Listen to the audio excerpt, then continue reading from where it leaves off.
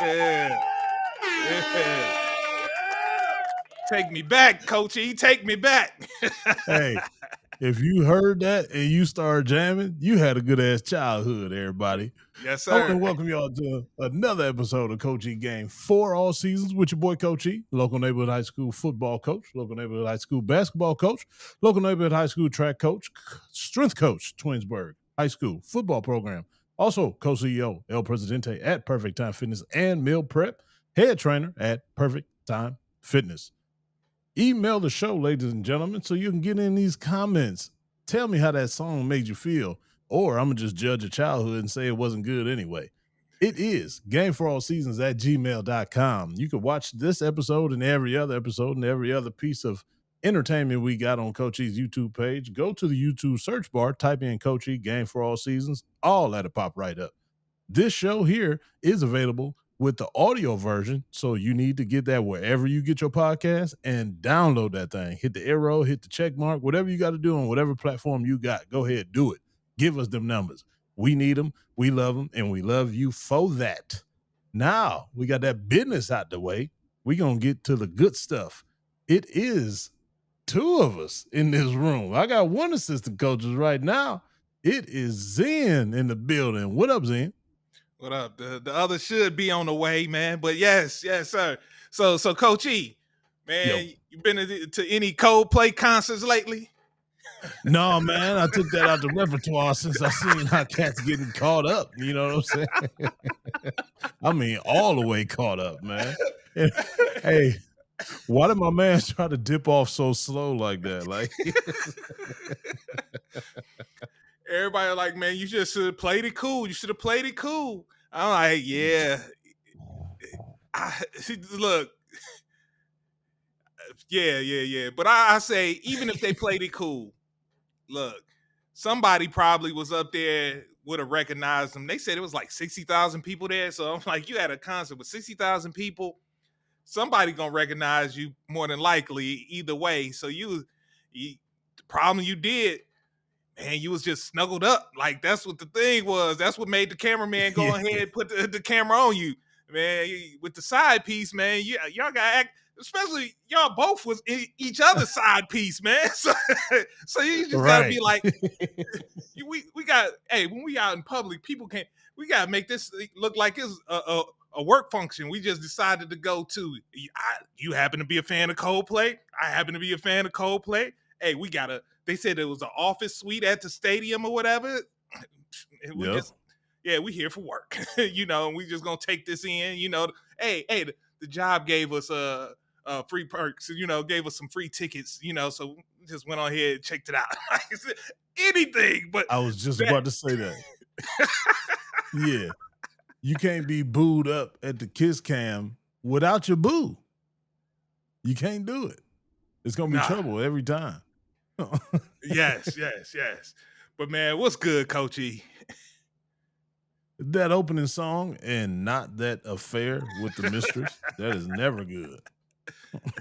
Look, I was gonna ask you, like, man, if you could give a hilarious story of your own. Does that spark a hilarious story of your own that you might be able to share with the people? I ain't gonna try to get you in trouble. I ain't saying we know you're a faithful man, but we talk about way back in the day when we was out here running these streets. Do you got any hilarious stories of you trying to duck and dodge and get out of a situation? Well, you know what? I don't know if I told this story on here one day. It was back in the day when me and Sharon broke up the first time over the Whopper situation, and she still worked at the movie theater. And what do? Bring the new boo up there while Sharon's at work. And went to the line to buy popcorn with the new boo. Ooh, that's cold-blooded. Oh, man. Man. Just to be all the way truthful, a fight almost ensued after that. So, you know, had to get out of there. Sharon came from around the counter, putting her hair up in a ponytail, trying to charge somebody. So, you know, I was like, you know what? I'm gonna go ahead and breeze on out of here. Hit him with that SpongeBob. You know, maybe we go to check this out at Southgate instead. Yeah, there's other options. Why did I come to Soul in the first place? Let me get out of here. Oh man, but yeah, definitely, definitely. Man, I know you was playing that theme song, and I know you played that theme song for a reason. So, man, you want to go ahead and get us kicked off? Yeah, man. For everybody that don't know, Malcolm Jamal Warner, aka Theo Huxtable. That's everybody know him as Theo.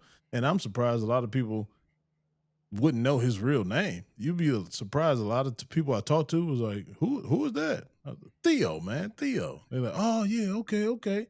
Y'all realize that's not his name. So Malcolm Jamal Warner, he went down to Costa Rica with his family to do a family vacation. Was in the ocean swimming, doing whatever. That's what you do when you go on vacation. Get in the ocean, have fun with the kids. Uh, Current took him under. It was Saturday. They didn't find his body till Sunday. So my man passed away, man, at a young age of 54. And I do mean young age because, hell, I'm 43 and 54 ain't too far along. So he still had a whole bunch of life left, man. Whole bunch of things to accomplish. He was still a poet, still a good actor, still a musician. He had his hands in everything, man. But I heard this on the Breakfast Club earlier. Charlemagne was talking about how this one kind of really affected him a lot because it was another situation like Kobe. Two guys died doing dad things. So that just really proves you ain't got to be doing nothing wrong to die. Anything can happen at any given time. So he said that's why I hit him so hard because he was like, I can imagine myself just going to the beach, swimming with my kids, and that can happen to me. So y'all be careful, man. I told y'all big bodies of water, train tracks, and God. Three things I'm scared of. I cannot win against either one of those three.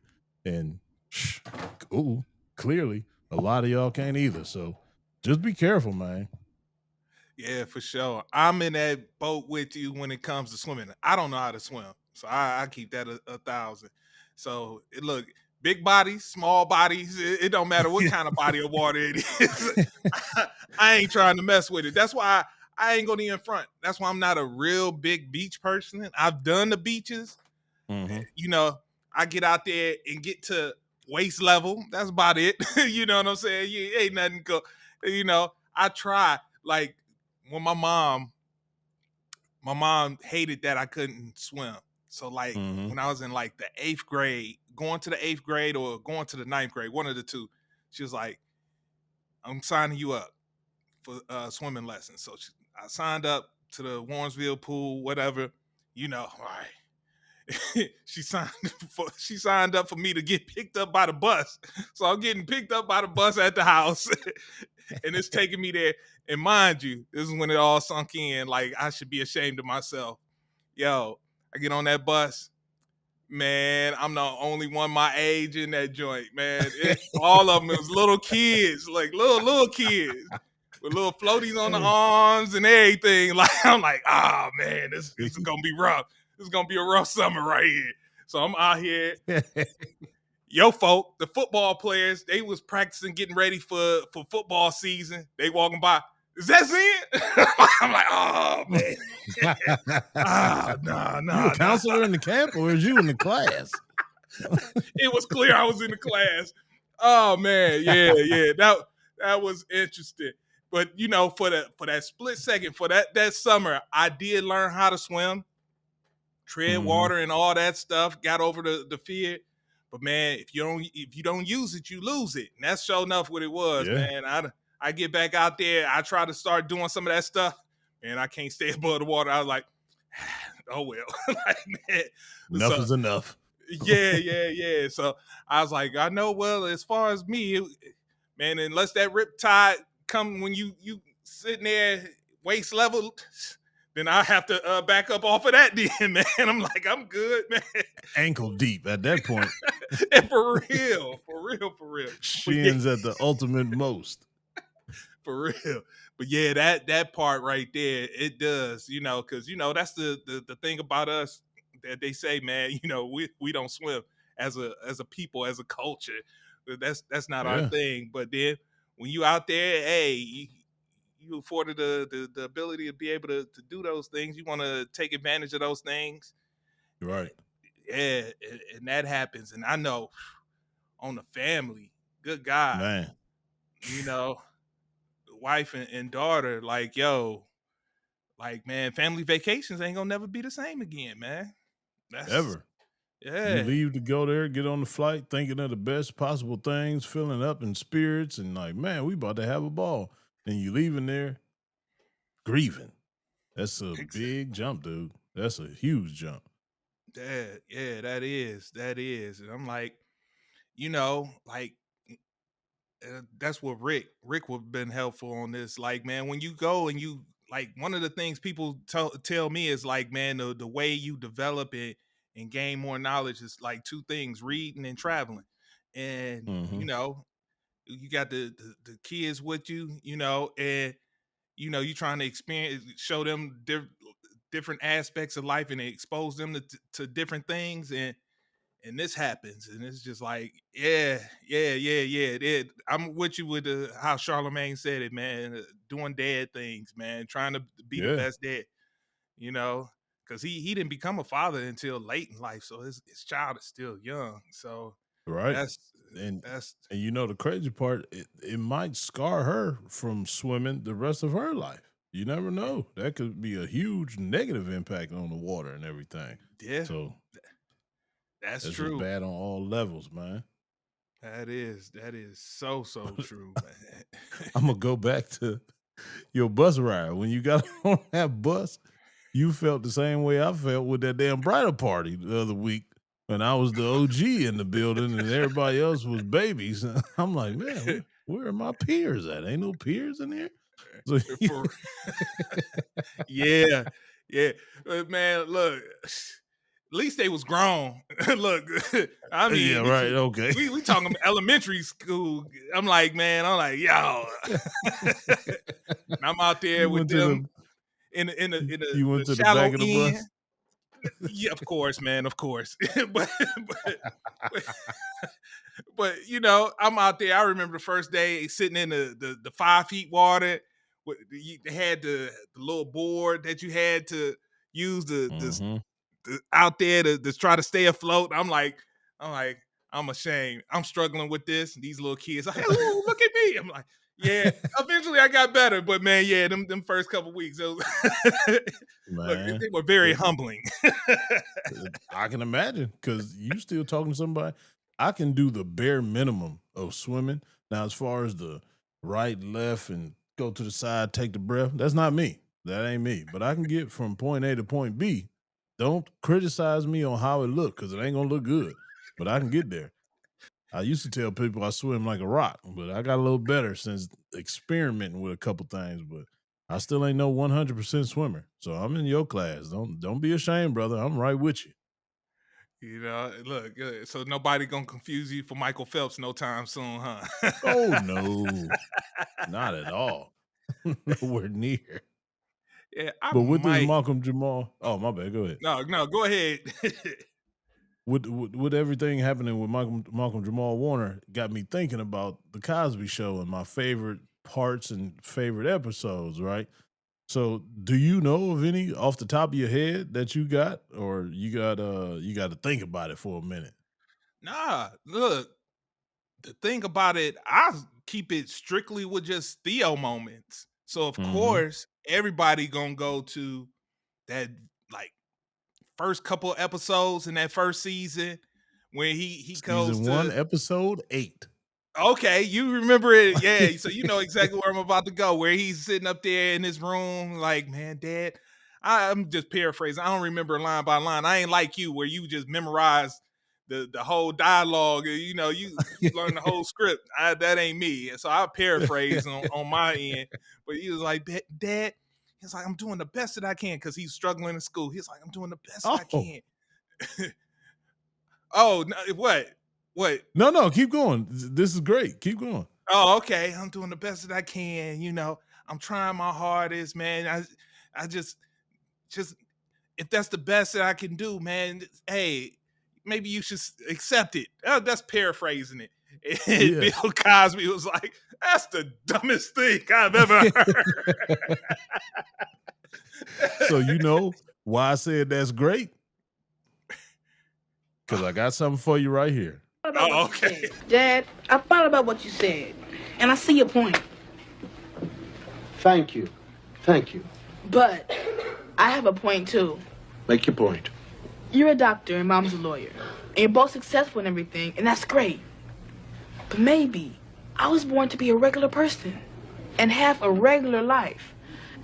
If you weren't a doctor, I wouldn't love you less because you're my dad.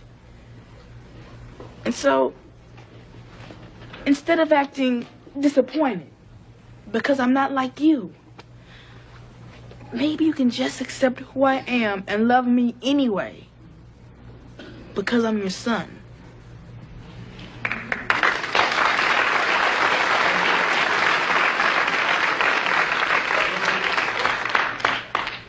Theo, that's the dumbest thing I've ever heard in my life.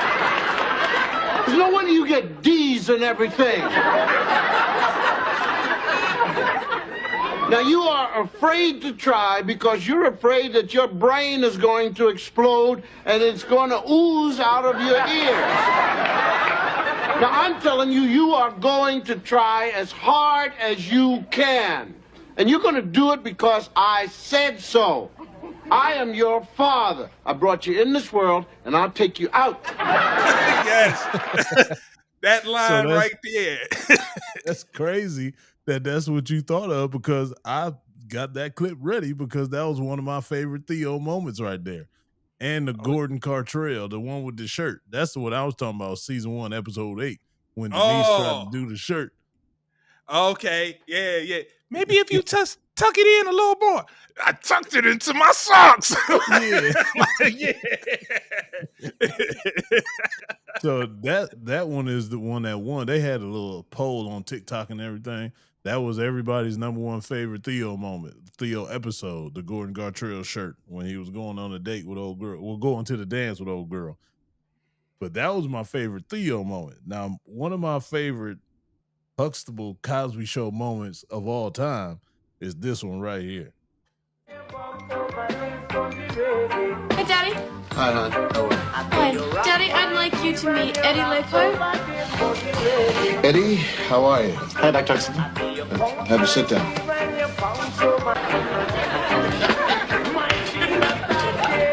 I see you're watching the All Music Station. You're into reggae, huh? Yeah.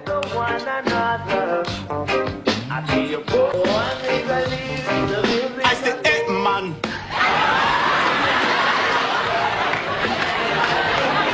I said, you go down. And I said, hey, man. But I think for a while, they do myself. Hey, man. I said, hey, man. Hey, man.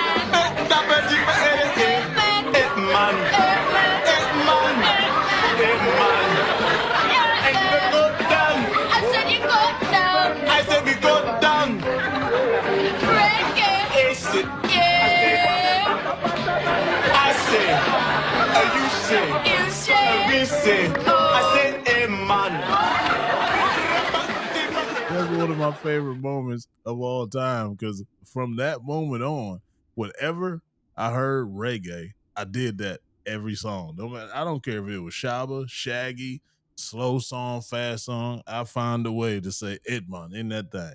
So that was one of my favorite Cosby Show moments right there, man. And me and Sharon was just upstairs before we started and just going through so many. I think we was watching it YouTube for like an hour, just going through certain things, man. And you forget how classic that show really is. And you forget how much impact it had on you as a kid and just the culture, period. Between that, the Jeffersons, what else am I missing? James Evans. Yeah, good times. Good times. The thing that made this one different is it was the father was a doctor, the mother was a lawyer, and just seeing that type of representation that was never seen Mm-hmm. before. Give man Bill Cosby all the credit in the world to because he had that vision and he wanted it portrayed in a certain way, and he stuck to his guns with that. And yeah, it was very influential on uh culture as a whole, but like for black folks to start looking at things and seeing things, even though it was fictional, man, you kind of thought it was kind of real life. Like, man, hey, Yeah. Bill, from that spinning off into a different world and that whole Hillman thing, and that got a lot of people thinking about college, man. So And it's crazy that you say that because I was so dumb as a kid. I really thought Hillman was a real college. Like everybody did. yeah, it took me to get a little older, and I was like, wait a minute, this ain't no real school. This whole time it felt so real. I thought it was a real school. Never. Hey, take it back. Look, I thought Gordon Gartrell was a real designer shirt. So hey, man, Me too.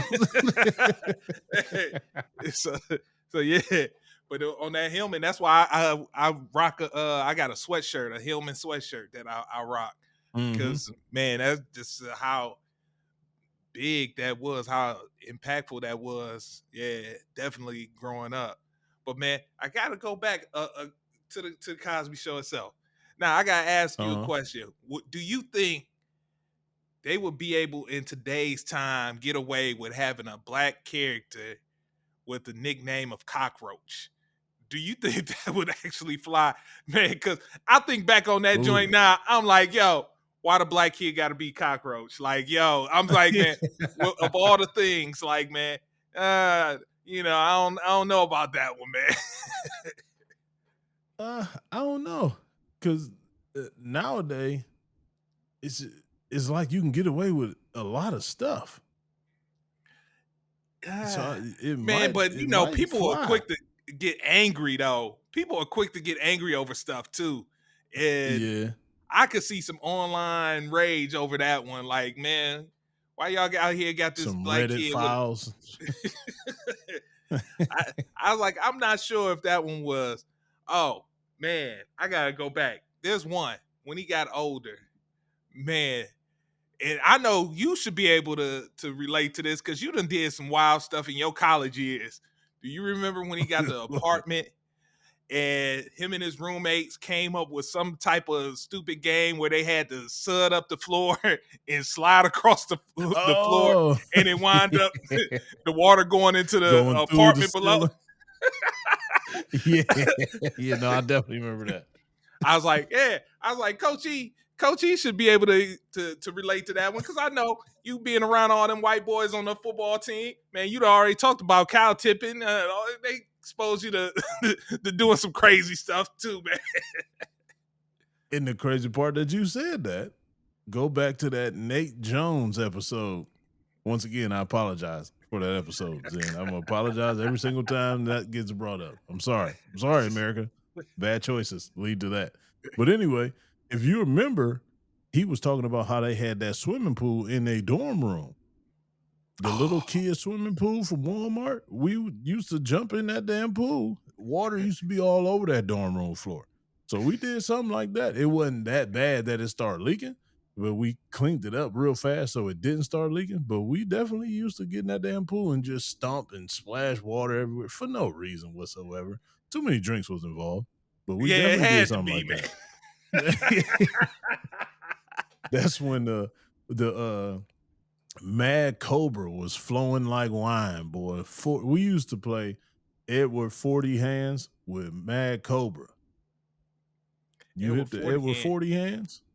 No, dude. Look, man, I'm not a big drinker. So the extent of me in drinking in college was I messed with a couple kegs. But like my freshman year was my heaviest year of drinking. So we used to drink tequila. That's about it. We chip in and go buy a bottle of tequila and get drunk off of that. That was and try to get some women's over to partake with us. That was like the extent of me and my drinking, man. Dog, Edward 40 hands. You get 2 40 ounces. Don't take the lid off yet. You get tape. So you hold them in both hands. Then you tape it around both hands. And you cannot put the bottles down. You can't get the tape off of your hands until you chug both of the 40s. And Just see, like Edward Scissor hands. It was Edward 40 hands. and see, I don't see how you didn't get hearing that story. How did you not get when your son-in-law had the bending on the knee and pointing up to the sky? You should have known exactly. I ain't put 2 and 2 together. And plus, it was just, I don't know. I never seen that version of anything. I just haven't. I'm going to bring that up until he get old. Like, man, what the hell was y'all thinking about doing that, man? That y'all was basically T-bowing, getting drunk. But the weakest drink, though, that was the bad part about it, man. The weakest. Look, Smirnoff Ice is when I be like, I want to try something alcoholic. But man, I don't really want to have that feeling, that effect.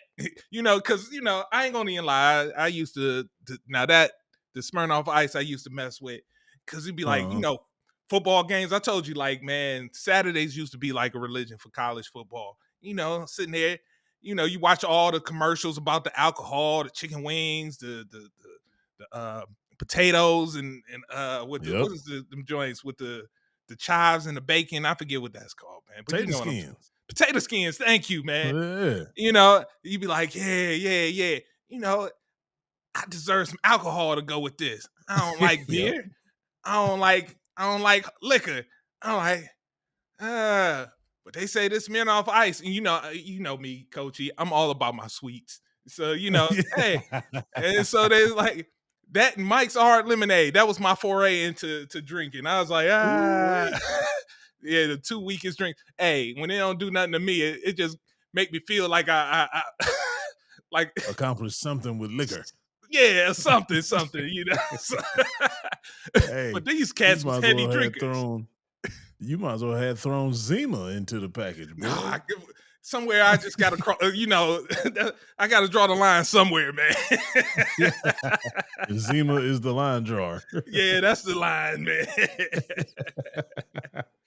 Oh, man.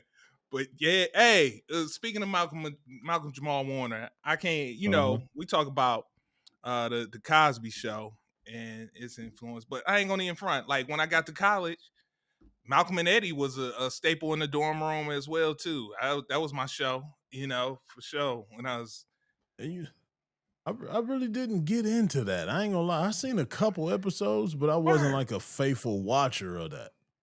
Word. Look, tell you how much of a fan I was, man. I try to support everything Black, and especially at that time, when it was just not that many options, you try to make sure you support it. So, but I even supported, I ain't gonna rest in peace, brother. I know you was trying to do well with this show. You had good intentions. It just didn't, the execution didn't quite hit quite the same. Yeah. He had a show on BET called Read Between the Lines. It was him and Tracy Ellis Ross. I remember that too. You'd be like, oh, you look at that, you see them too. I'm like, might be the Cosby 2.0,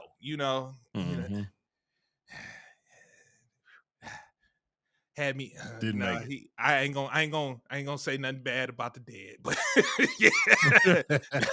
But we all got something on there, that we hit or miss, and my mama, God rest her soul, man. Yo, she used to watch him on The Resident. She used to tell me, yeah, Malcolm Jamal Warner on The Resident. Yeah, I gotta sit down and watch The Resident. I was like, I tried to watch it. I was like, yeah, mama, that's you. Like, I'm gonna let you have that one. Because we would bounce off.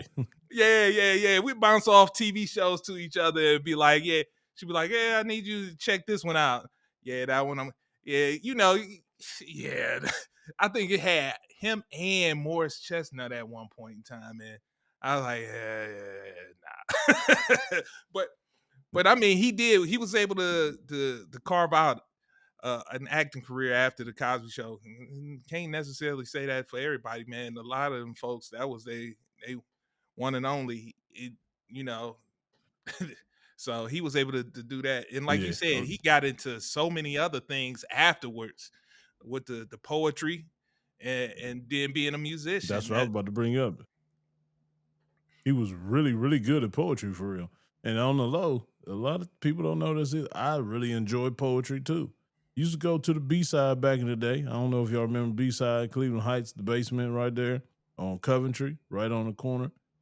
The B-side, they used to have poetry night, Tuesday night, you know.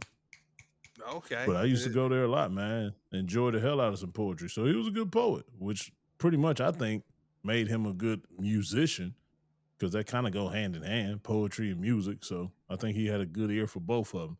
And he was just a thespian, you know what I mean? All around thesbo. Yeah, for sure. Hey, we giving a got quick two recap. strangers in the building. Look at these. Yeah, so B, I can't hear you. Rick, look, Rick, real quick, we coming to the end of the Malcolm Jamal Warner tribute portion of the pod. Man, do you got any words that you'd like to say about Malcolm Jamal Warner? Any memories come to mind? Memories. Well, first, I hope now that they start syndicating and bringing back the Cosby Show and playing it on TV to honor him and not just wrap it all around Bill Cosby.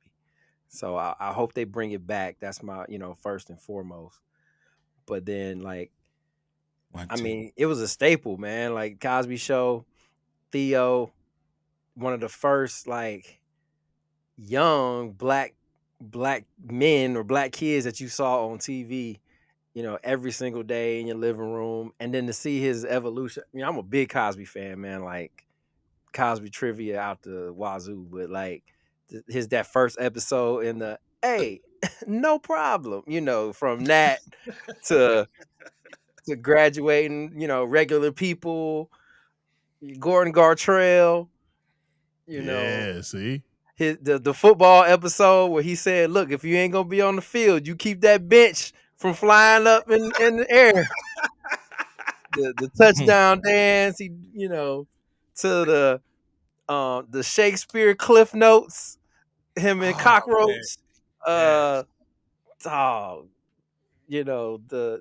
course, the song, the James, not James Brown, Ray Charles, Night and Day. Rudy tore that thing up. And he did do a James Brown. I got the feeling they did another one, kind of tribute to that, to the Stevie prom. Wonder one. Yep, Stevie Wonder, where jamming on the one. Yeah. To the going to prom with Justine and the helicopter and the hair all over the place. Dog, love the Cosby Show, man. And then he had kind of his spinoff where I think they did a spinoff where it was just talking about his character where he was working in the youth center with the kids, and that wasn't a spinoff. It was still the Cosby Show, wasn't it? No. Well, yeah, that was still the Cosby Show. But then he had, I don't know if you remember, because like I'm a fan of him as well. He had a show called Here and Now, and he used to come on Saturday nights, which was like kind of a take on when he was working in the youth center. He did the same thing, but it was like based out in DC. But I was a fan of that, but that joint got canceled real quick.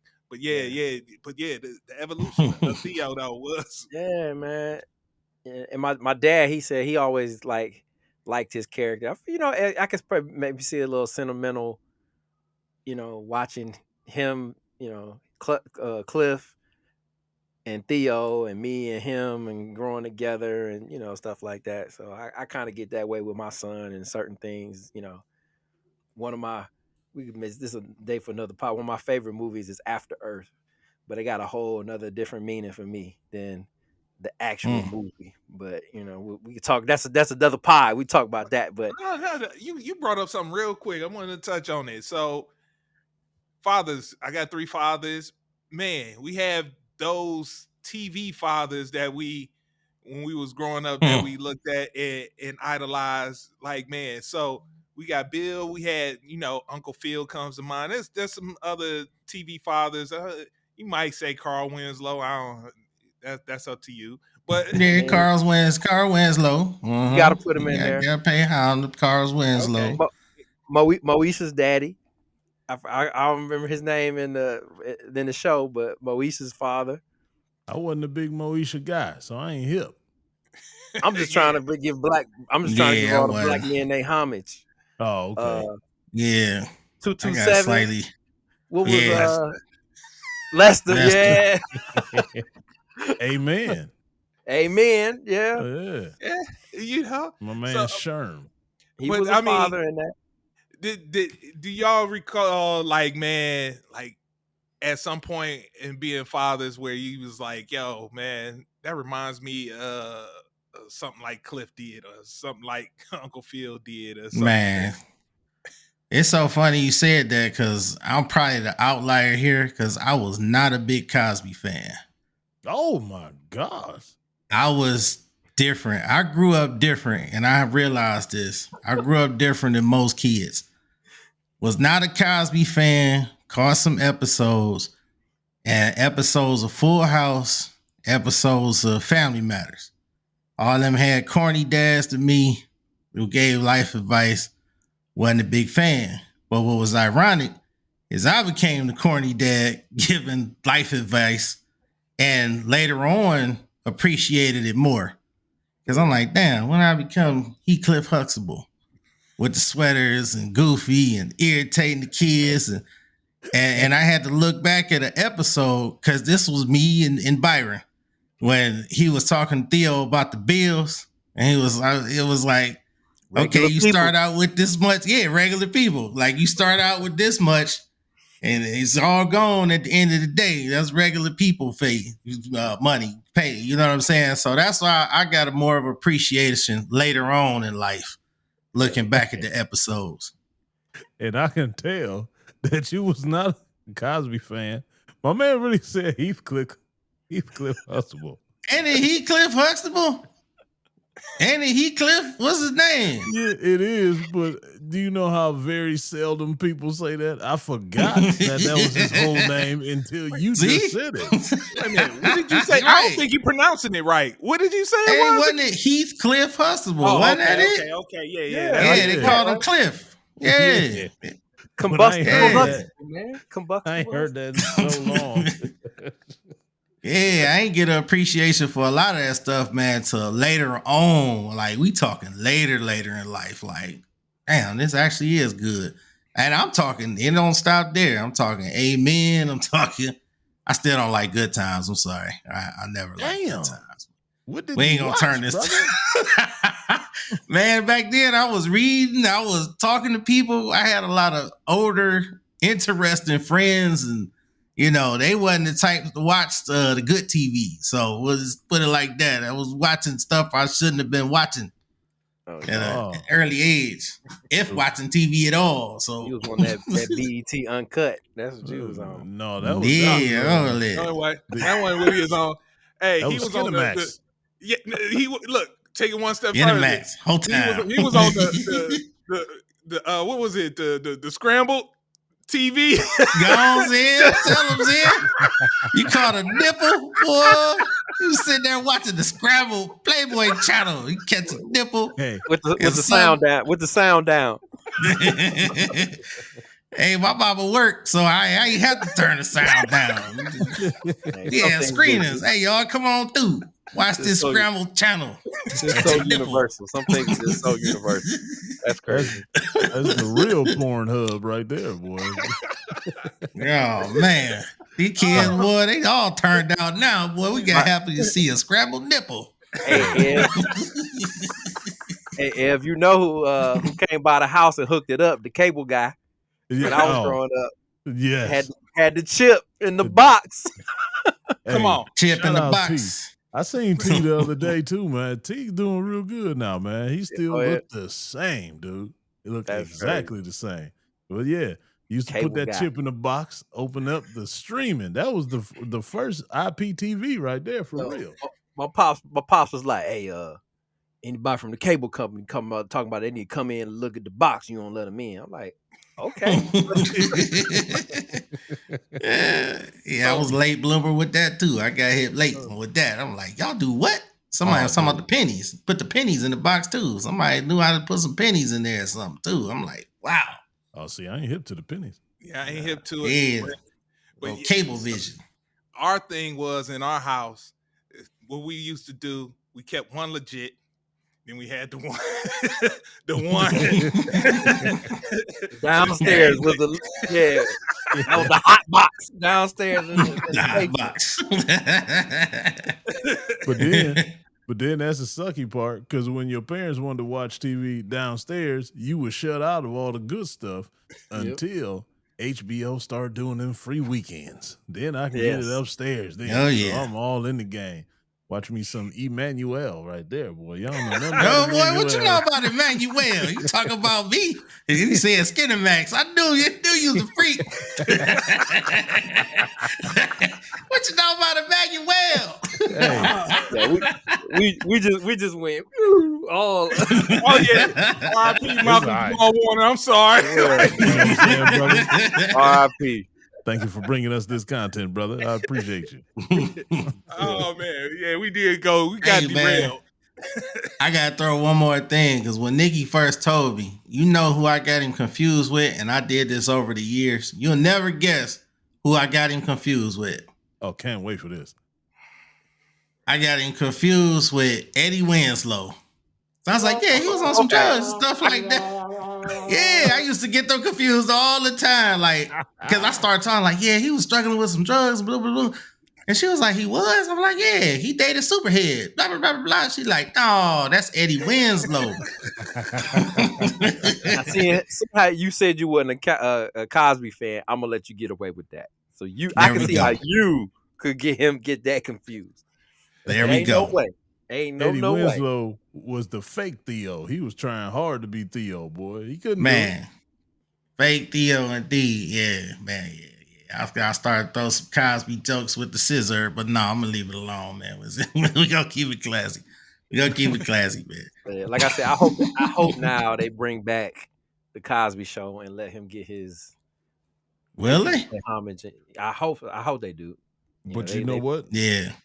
They was replaying an interview on the Breakfast Club this morning when he was on there probably like a couple months ago, and he was talking about the residuals on the back end, and he was saying unless it's really I was about to say gentrified, syndicated. Yeah, if it's really syndicated, then that's when they start getting a little bit of the money. But if it's not syndicated, he said the reruns used to come on year after year after year after year.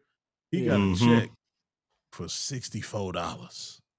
I believe it. That's highway robbery right there, man. $64. And because he was saying when they was younger and they made the deal, they didn't have no leverage. They just had to settle for whatever they got. So they never went back to the table to try and do it. But unless it's syndicated, they can get the real money if it's syndicated. So between Bill doing what he did and everybody's still tripping on that, and I don't know if they're going to do it, man. Mm-hmm. That's when BET need to step up, man. I'm sorry. They need to Come on, step up. Tyler. You got control of BET. Yeah, come on, Tyler. They need to step up. And Cosby Show is next to the R. Kelly records, man. We can't even listen to play them no more, man. They go hand in hand now. So one more, can you separate? Can you separate the art from the person with the Cosby Show? Yes, 100%. Absolutely. Hey, y'all gotta do that for R. Kelly too, now. No, I do. Yeah, no, I definitely yeah. I play them things too, man. They too good to stop playing, man. It's because of what he was singing about, and then you think about what happened. It's like, okay, so yeah. Especially, man, you go back to the Aaliyah, all the Aaliyah lyrics. Mm-hmm. Aaliyah's got it. R. Kelly in the public announcement, he was singing about it back then. He was in his 30s, he was like 14. So you see all stuff. Right. Age ain't nothing but a number. Age ain't nothing. Yeah. And on the album cover, he in the back like a creeper. And she like this, he like pointing the cane, like, yeah. And then that episode of, what was that, The Basement? Was that The Basement? When they came dressed alike? What was that on BET? 106 in Park? Where they was dressed alike in the Mickey Mouse outfit. That had to be back then. Yeah. Teen Summit or something like that. Yeah. Oh man, it was something. I feel like it was 106 in Park with the little Nah, glass that was part. too Yeah, late. it was creepy. because 106 them, Park came around too late. yeah, we talking early '90s, man. We were in like the 6th grade when that came, when they dropped, like 6th or 7th grade when Aaliyah. So that was like 90, 91. So, Hey, man, it's gonna drive me crazy. so All yeah, right, man. it had to be like E said, Teen Summit, Video Soul, something of that nature. It It's wasn't Video My, Soul. I just looked it up. yeah, my okay. man It was Donnie Yeah, Video Simpson. Soul. Video Soul. They got these like plaid shirts on. They look Yeah, that was it. that's right. Yeah, it was so creepy. It was creepy then. It was real In, ni- creepy. in '94. The real Yeah. Green Eye Okay. Bandit, Donnie Simpson. Yes, sir. Yes, Video sir. Soul. Man, I Sherry always Carter. used to think he was high. Donnie Simpson looked high as hell all the time. boy. Every time. Every time. Like, open your eyes, brother. What's going You on? know what on happened? He stage? came high one day at the beginning of taping. They was like, bro, you got to be high every show because they want to keep consistency. They like, you got to stay high. And he said, no problem. I got you. Video Soul. Right. All right. Look, real quick, what we got left with our time. Let's go ahead now in our group chat. Mr. Ricky Perez and Mr. Taboo Timmons came with a couple of articles. I just wanted to follow up with you guys on these 2 articles that you sent to me. So I am going to start, since it's close to home.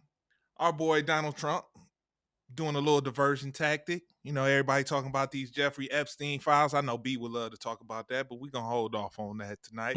Now, Yeah. you know, he threw a little distraction. He said, hey, these Washington Commanders, hey, we need to get rid of that silly name. Go back to the Washington Redskins. You guys want a new stadium, and I'm not going back a new stadium for you guys until you change your name.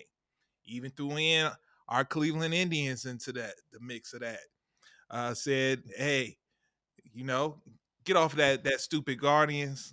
Go back to the Cleveland Indians. Now he can't hold it over us per se, when it comes to getting a new stadium or anything like that. But being in DC, he could probably leverage some things like that, or try to leverage some things like that. But in Ohio, we had an Ohio State rep that backed Trump into doing that thing. Early on in our podcast years, we was doing our thing. We had our little debate when the name change came down from the Indians to the Guardians. Some agreed, others didn't. I think I was the lone one who agreed with the name change. But after all of this, fellas, man, even with Trump's backing, do you ever see the public outcry reaching a point to where they feel the pressure to have to change the name back? We've seen it in sports before, but it wasn't because of a political pressure. It was just because nobody cared about their team, and that was the Charlotte Bobcats going back to the Charlotte Hornets. Do you see the outcry getting to the point to where they pull a Charlotte and go back to the original name? See, I'm today years old with that, like the Bobcats and the Charlotte one. I'm when you were saying it, I'm thinking like, well, what team was that? That's crazy. I've put that together, but I don't know. It's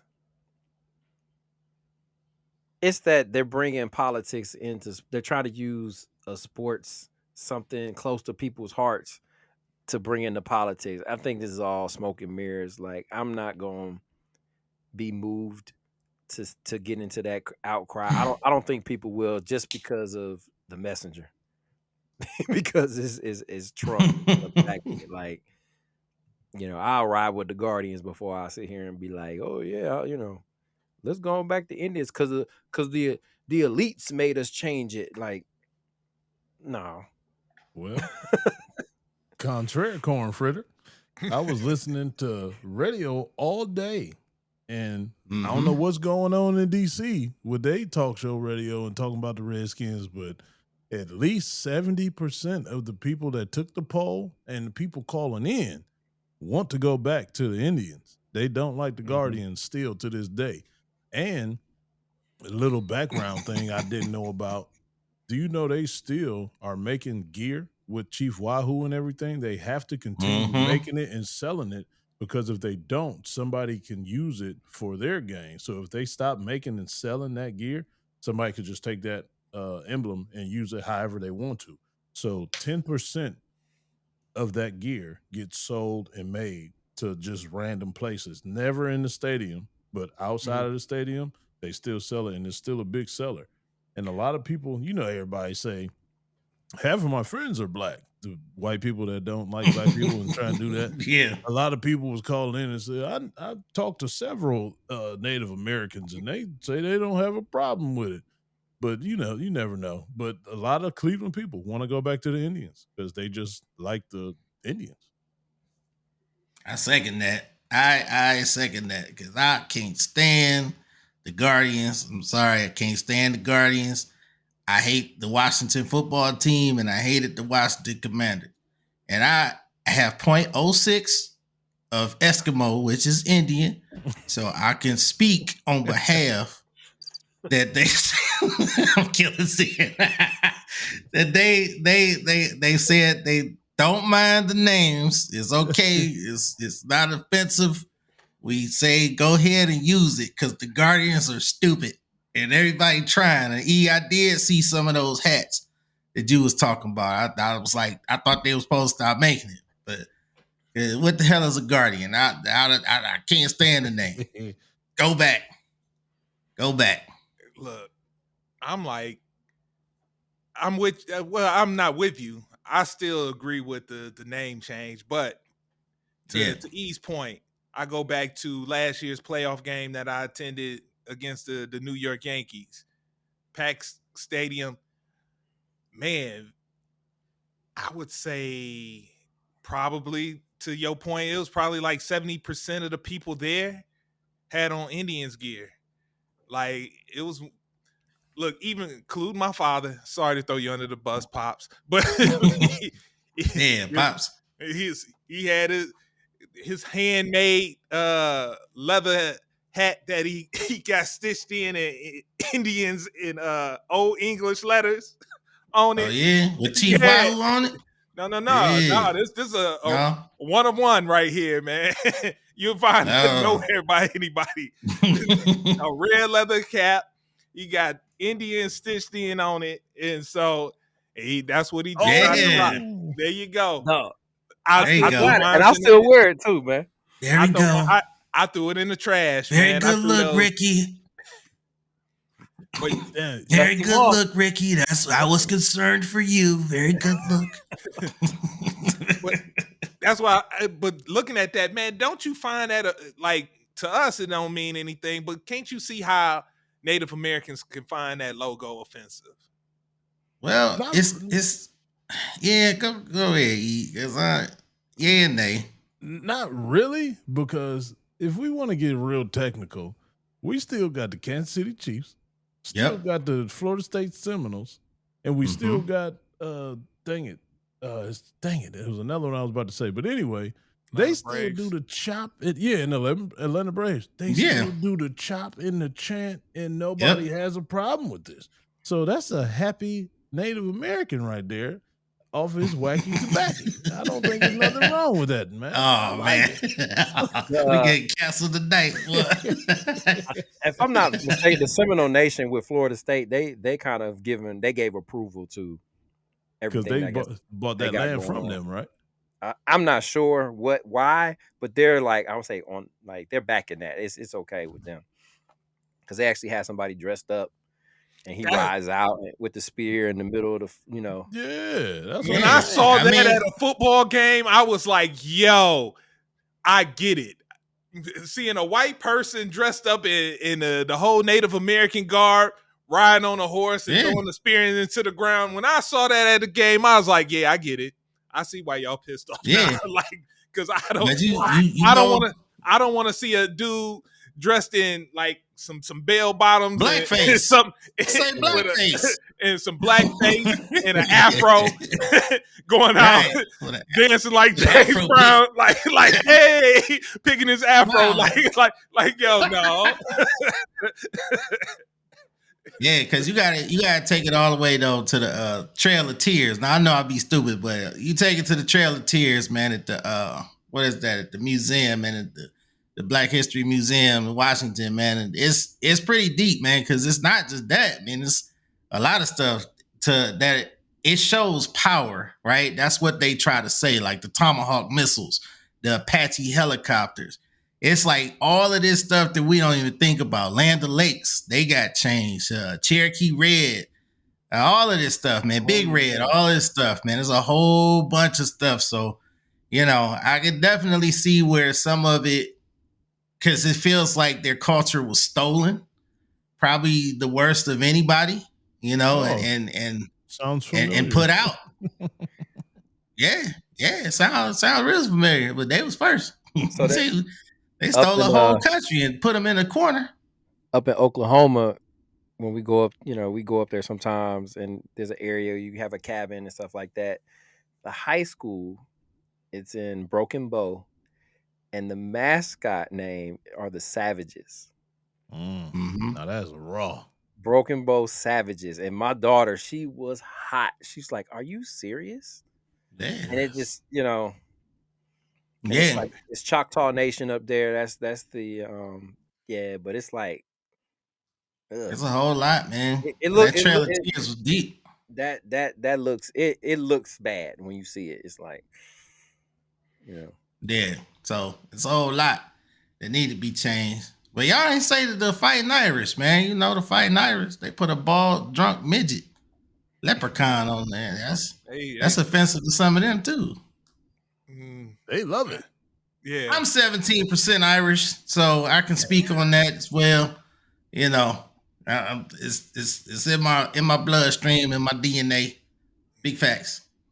Okay. Hey, my son-in-law going to his first Notre Dame home game this year. They playing BG, and he's pumped. And Moody is a 100% Irish last name. So he has no problem with it. He loves Notre Dame, but he loves. I hear he's a fighter too. Hey, no names, please. I hear he's a fighter. That's all we say about that one. OG, triple OG. All right. What? Nah. Let's switch gears. So, man, something about these Cleveland Browns. Mr. Taboo Timmons put in the chat. What did you say?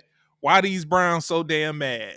So we got another situation, second year in a row, where a Browns rookie, ironically from Ohio State, was arrested on domestic violence charges. And I wanted to send a joke back. I was like, they get mad. They find out they got to come play in Cleveland and they take it out on their women. But that is an inappropriate joke. And so I will too soon, man. Too soon. I will not be saying that. Come on, now. It ain't comedy to somebody's feelings is hurt. That's a damn good joke. There you go. That's why you my friend, E. That's why you my friend. But it does come to a bigger issue because, I know I listen to Bomani Jones. I talk about that a lot. And one of the things he liked to say, man, come summertime, we sitting around scraping the bowl for content, waiting on somebody to get arrested. It never fails, man. And here's the arrest that happens on this one. But it does speak to a larger issue. So I wanted to know, I got two former players, two coaches. So as former players and coaches, especially those, both of y'all working with the youth or have worked with the youth, my question is there a way to teach these young athletes to better manage their aggression on and off the field, sort of like martial arts emphasizes discipline and control when it comes to that? Could football programs start installing or instilling a similar code at the lower levels? Because I know y'all deal with them on the lower levels to help players learn how to switch that on and off button. Or switch, I say a button, but switch that on and off switch. They're not androids, yeah. My bad. Well, should I jump in? Ain't nobody saying nothing. I'm gonna jump in real quick It's your, with something. no. It's you. My fault. Since it was Yeah, your yeah. article, I know I I should have get threw it to overlooked you. because I ain't no player or coach. That's all right. Tim is still cutting in. It's not your boy, but your favorite grown ass man, Mr. Taboo Timmons. I ain't say it last week. I'm gonna say it this week for the people. But let me tell you, this is why. You go back to what Coach E. I always bring up what Coach E said. They say you got to run into a brick wall and do it over and over and over and over and over again. We talked about it a couple podcasts ago where we had our pile of people, we had our thinkers, we had the people who hit, the people who don't do nothing. So you want to try to get, and especially at the OSU level, you want to get people as violent as possible in football. Like you want them to run into that brick wall without thinking. You want them. I compare it to the Navy SEALs, the armed forces, because you're training these guys to be killers and kill first, and then dump them back into society. So when they are unlocked like that and so aggressive, because football is an aggressive sport, it's not a tame sport, then of course they're gonna be violent. And when you put them in situations, especially with women, because y'all women be trying people, and these dudes is already, they tapped into a whole nother aggressive source. So they try them, and then they go crazy. And then once the shit is out, the dragon is out, then it's like, oh shit, this man is crazy. So at first I was thinking to be like, oh yeah, you gotta control and be tame.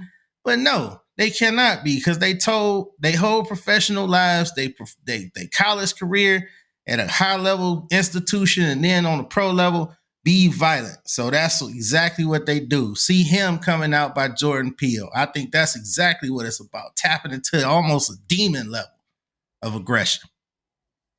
Look, I got the two former coaches and players. They've been hesitating to jump in. I don't want to step on nobody. Yeah, Go ahead. yeah. Go ahead, E. Go ahead. Oh, you was getting started. My bad, Rick. I was like, man, that's just the silence, man. I was like, hold up. When I asked the question, they were silent. I'm like, man, B finished up. They were still a little silent. I'm like, man, what's going on? I saw Rick lean up, so I was about to let him go. You won't turn him loose. Yeah, no, I was gonna say okay. It's extremely hard, especially at that age, because I'm speaking from experience. Rick, you know this 100%. I used to be a hothead, and that just comes from immaturity and a lot of other things building up and you not knowing how to channel it. So you always going to have those hothead moments when you can't control yourself, and you can't, once you start it, it's like you can't, just like you said, Zen, push the button. You can't just turn it off when it's on like that, especially at that level when you're going through so much. Think about it. I'm just talking about me personally. I had a newborn baby. I was a prop 48. I was away from my baby. I was away from my parents. I was away from everything. And it was new to me. And that made me angry.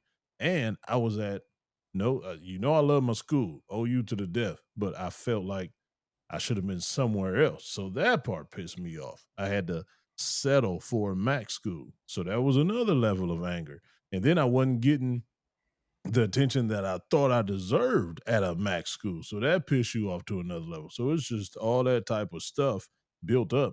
And then when something really, really minor happens, and let's just face it, all these situations with this domestic stuff, it just starts on some minor stuff. It was about her text messaging something. Okay, dude, whatever. Y'all wasn't even together. First of all, you are about to be on the bigger and better things. Second of all, and she's just a one night stand creeper. Third of all, so it's not worth throwing nothing away. But his feelings got involved.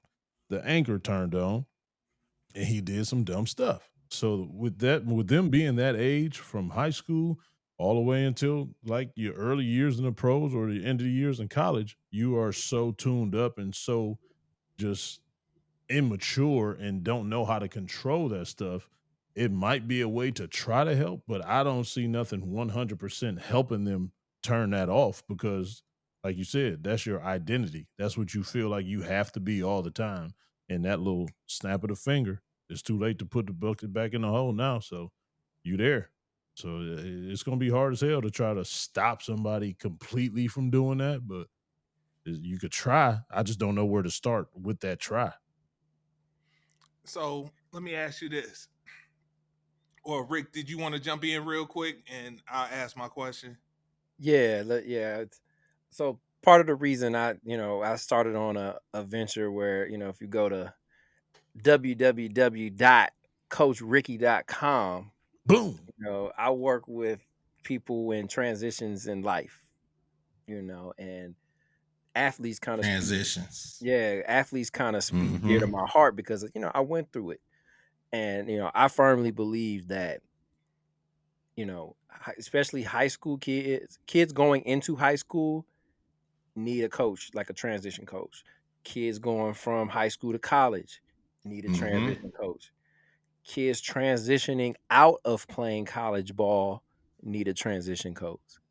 Kids transitioning into going to professional whatever sport they do need a transition coach. And then people just need a transition coach in life, period. There's a lot of things that happen where you need somebody to talk to and how to handle it and what's happening, what's going on, what changes are happening. Like to hear Evan talk, he needed a transition coach. Absolutely. I think every high school or every college freshman coming in, especially if they play sports, needs a transition coach. Somebody that they talk to, how's it going? How are things entering into your college life? What's new? What's old? How are things back home? How are you dealing with this? How are you dealing with these? Are all questions that I wish somebody would have asked me. And then you stay with that person through your college career, I think things would be totally different. Um, Now I think where things kind of run into that barrier is, what Byron was saying. As coaches, you want them tuned up as close to the edge Mm-hmm. as possible. Tuned up as close to the edge as possible and keeping them there Mm-hmm. because that's your livelihood. And, Mm-hmm. and if you don't have a head coach or any coach in your coaching staff that cares about kids on that type of level, that's where those things start to happen. Now, for you two, what helped you? Well, you might, but what was something that to let you know, like, okay, flip the switch? Was it things that you knew? All right, I'm here at the facility. All right, flip that switch. It was the things that you had to do to flip that switch on, and then when it's time to leave the facility, all right, this is how I gotta to de-escalate and go about the rest of my day. Well, for Mm. me, it was always I didn't want to lose it or turn it off because I felt if I turned it off, I would lose it and not be able to Mm-hmm. turn it back on when I needed it to be on. So Mm-hmm. it was just always on to a certain extent off the field. But like I said, if it was something so stupid and so minor that I took the wrong way or I thought it was supposed to be something else when it wasn't like that, that's when it's just on and rah, there it goes. So I was always afraid of not getting it back if I turned it off. That's a good point. All right, so if you had a kid that was like you, what would be your advice to them? Because Mm. let me ask you, yeah, what would be your advice to them? Or do you think now that you're older and wiser and looking back on it, do you think now you could have been able to turn it on and off? There was a way for you that you could have did back then to turn it on and off? Absolutely. But I was so dumb and didn't pay that any attention. It was like a kind of don't care phase.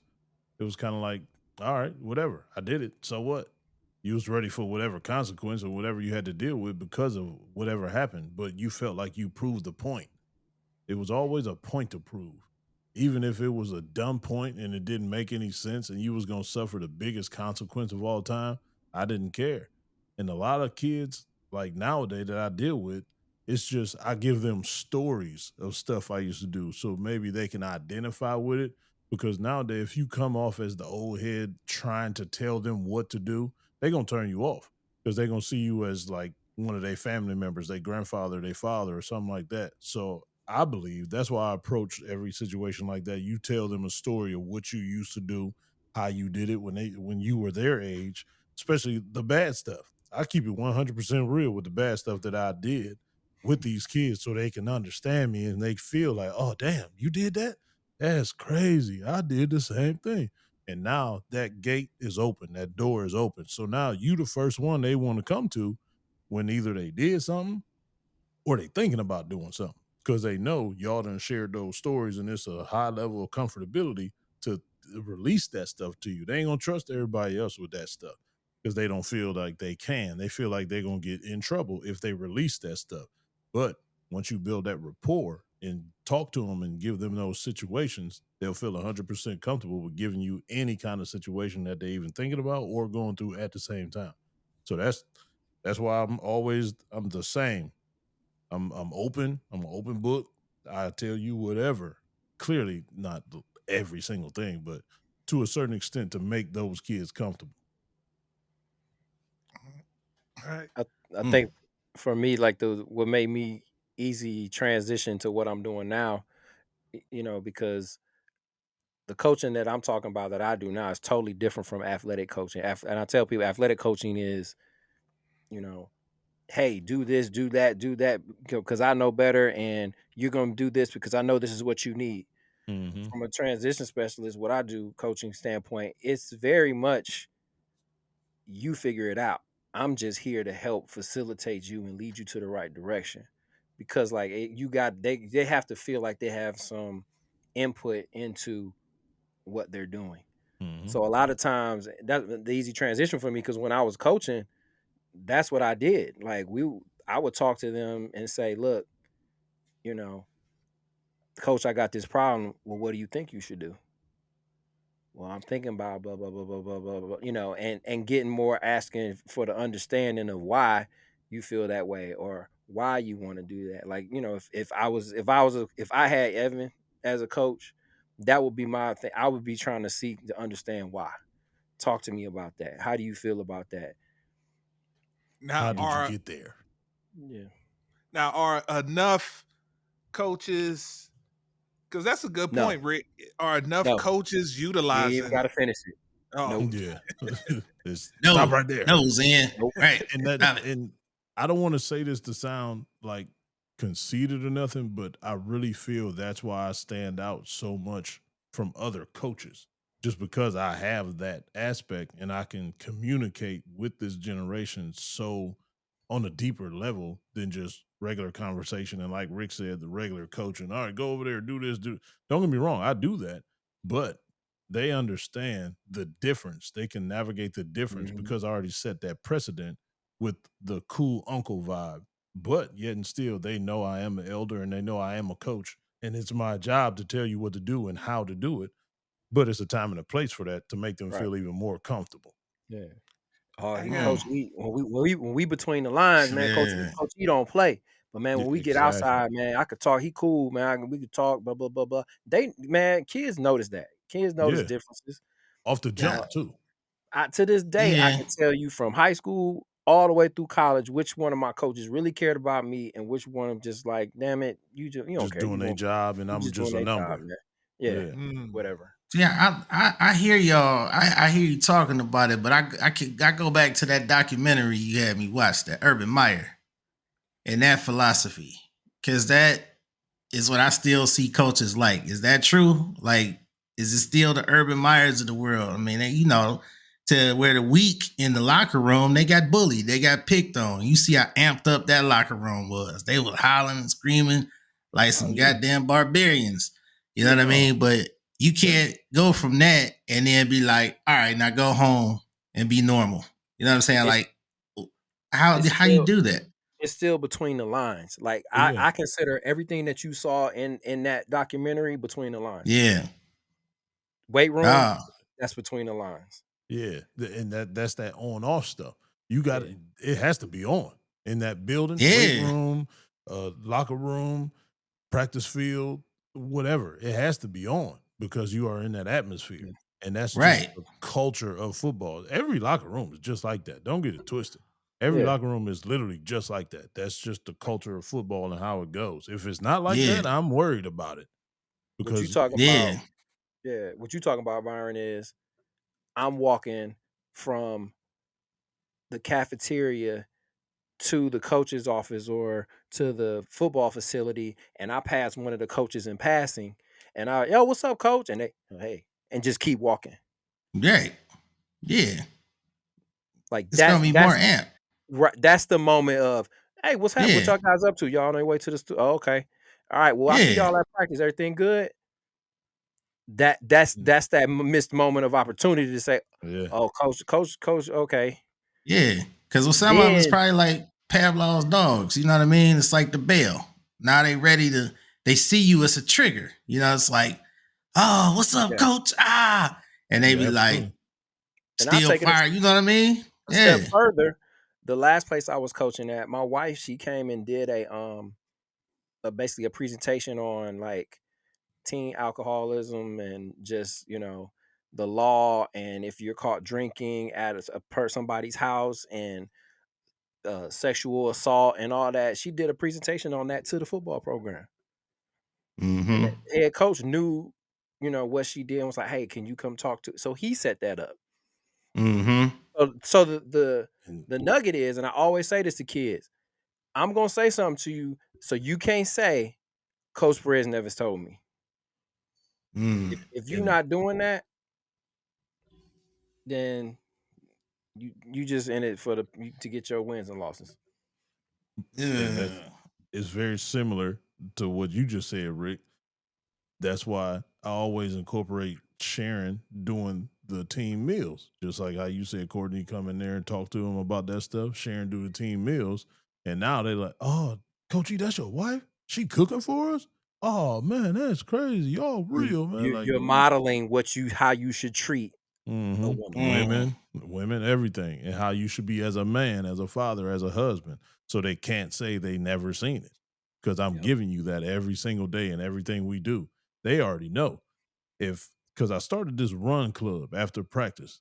They like, I run with them. We do 10 hundreds after every practice, every day. 10 hundreds, 20 push-ups, 20 sit-ups after every one. But they know if my phone ring and Sharon called me and say, "Where you at?" They know I'm leaving, and it ain't none of that. Like, oh man, you a Coach, punk. man, You got yeah. They like, oh, that's wifey. Oh, okay, yeah, you got to roll. We gonna finish up, so they understand. So that's in their head now, so they'll never forget that. More coaches like you guys. I'll just say that. More coaches, because I don't think a lot of coaches they want that motor running at all times. You need more guys like you. Because I think y'all even said y'all don't even agree with the Urban Meyer. I think y'all say that y'all don't agree with that culture philosophy for your own experiences. Not 24/7. It's a time and place for it. Not all the time. Y'all don't be amped up though when y'all leave, because I know sometimes on this podcast we get the hooping and hollering, especially when Zen be yelling at me for no reason. I be amped up. I can't even sleep sometimes. It just carry over into real life. You know what I mean? You know what you do, Zen. I don't even say nothing.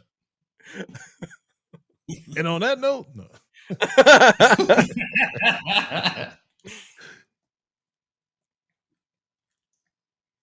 You on mute, Zen? Yeah, you on mute like a mug. Still muted. Thank you, my brother. All right, Got so some yeah, I foreign didn't hit lips. the. Okay, there you go. I done hit the buzzer. I'm like, man, we ain't got time, man. Next time, show up a little bit earlier, man, so we can get this thing. Hey man, all get the the white time car we need fixed, on man. this one. No, I'm just messing with you, but man, hey, That's like I'm good about to pod. turn on the mic for a non-time sensitive pod. I'm gonna send y'all 8 hours of material. Oh man, yo, good pod, good pod. Hey, Coach E. Yes. This is weird. Zen got a Texas hat on. I almost said yes, Texas. I saw Zen, that. but that's He had false the Texas hat. advertisement. I got the Indiana. Yeah, I saw y'all that. threw me off. Yes, changing places in. You got a post game word for the people. Yes, I do. All right, ladies and gentlemen, gather around. Take a knee. All eyes on me. Today's word is check your energy at the door. Check your energy at the door can go twofold. The fold I'm talking about is you need the energy to bring you up to where you need to be to get everything done, to pass on to different levels, to pass on your energy to other people that you're trying to bring up to the level that you aspire to be on. So check your energy at the door. Your energy is contagious. Let your energy bounce off of you and feed the other people that you needed to feed in the best way possible. So check your energy at the door. You're going to be tired. So what? You're going to have these doubts. So what? You still need to bring the same energy. Where your focus goes, your energy flows. So check your energy at the door.